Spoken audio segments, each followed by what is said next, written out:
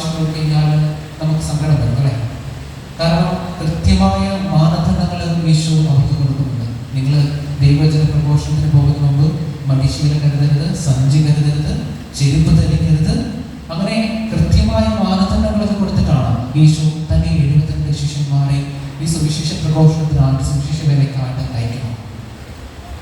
ഒരു നേരത്തെ ഭക്ഷണത്തിന് പോലും മറ്റുള്ളവരുടെ ഔദാര്യത്തിന് മുമ്പിൽ നിൽക്കേണ്ട ഒരു സാഹചര്യമാണ്, അല്ലെങ്കിൽ മറ്റുള്ളവരുടെ ഔദാര്യത്തിലാണ് അവർ ഒരു നേരം ഭക്ഷിക്കുന്നത്.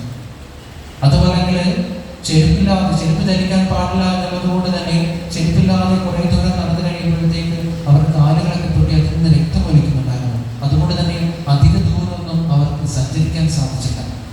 ഒപ്പം അവരെ സ്വീകരിക്കാത്ത ഒട്ടനവധി ഗ്രാമങ്ങളും ഒട്ടനവധി ഭവനങ്ങളും ഈ യാത്രയിൽ ഉണ്ടായിരുന്നു.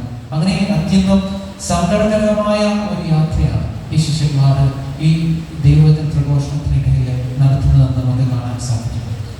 അപ്പോൾ അങ്ങനെ നോക്കുമ്പോൾ വചനം പ്രഘോഷിക്കാതിരിക്കുവാനും ഈശോയെ പഴിക്കുവാനും ഒക്കെ അവർക്ക് ഒട്ടനവധിയായിട്ടുള്ള കാരണമുണ്ടായിരുന്നു. ഒരുപക്ഷെ ഈശോ തങ്ങളോട് വളരെ കഠിനമായിട്ട് പെരുമാറി എന്ന് പോലും അവർക്ക് ഈശോയെ പഴിച്ചാക്കാമായിരുന്നു. എന്നാൽ വചനം കൃത്യമായിട്ട് സാക്ഷ്യപ്പെടുത്തുന്നുണ്ട്. അവർ ആഹ്ലാദിച്ചു, സന്തോഷത്തോടെ തിരികെ വന്നു. അവർ ആഹ്ലാദിച്ചു, സന്തോഷത്തോടെ തിരികെ വന്നു. വാസ്തവത്തിൽ ശിഷ്യന്മാര് പറഞ്ഞ സുവിശേഷം പരിമിതികളിലും അവർക്കുണ്ടായ ആഹ്ലാദം നിറഞ്ഞ ജീവിതം തന്നെയായിരുന്നു. ഒരുപക്ഷെ ശിഷ്യന്മാര് വാക്കുകൾ കൊണ്ട് പറഞ്ഞതിനേക്കാൾ ഉപരിയായിട്ട് ശിഷ്യന്മാരുടെ ഈ ജീവിതം കണ്ടിട്ടാണ് ഒട്ടനവധി ആളുകൾ ക്രിസ്തുവിലുള്ള വിശ്വാസത്തിലേക്ക് അടുത്തത്. ശിഷ്യന്മാരുടെ ജീവിതം കണ്ടിട്ടാണ് ഒട്ടനവധി ആളുകൾ ഈ വിശ്വാസത്തിലേക്ക് കടന്നത്. അച്ഛൻ തുടക്കത്തിൽ പറഞ്ഞ പോസ്റ്റ്മാന്റെ കഥയിലെ പോസ്റ്റ്മാനും ഇത് തന്നെയായിരുന്നു ചെയ്യുന്നത്. അയാൾ ആരോടും സുവിശേഷം പ്രസംഗിച്ചില്ല. അയാൾ ആരെയും മതം മാറ്റാൻ നോക്കിയില്ല. അയാൾ ആരോടും വിശ്വാസത്തെക്കുറിച്ച് പറഞ്ഞു നടന്നില്ല. പക്ഷേ അയാളിങ്ങനെ സുവിശേഷം പറഞ്ഞുകൊണ്ടേയിരുന്നു. അദ്ദേഹത്തിന്റെ സാഹചര്യം വെച്ച തുടക്കത്തിൽ സൂചിപ്പിച്ചതാണ്. വീട്ടില് ഭാര്യയില്ല, മക്കളില്ല, ഏകാന്തത അനുഭവപ്പെട്ട കുറെ നാളുകൾ. പക്ഷേ ഈ സാഹചര്യങ്ങളിലെല്ലാം അതിനെയൊക്കെ ഒരു പുഞ്ചിരിയോടുകൂടി നോക്കിക്കാണാൻ അയാൾക്ക് സാധിച്ചു. മുഖത്തെപ്പോഴും ഈ പുഞ്ചിരിയുടെ കാരണം അന്വേഷിച്ചു വരുന്നവരോടൊക്കെ ദൈവത്തെക്കുറിച്ച് സംസാരിക്കാൻ അയാൾക്ക് സാധിച്ചു. അതായിരുന്നു അയാളുടെ സുവിശേഷം.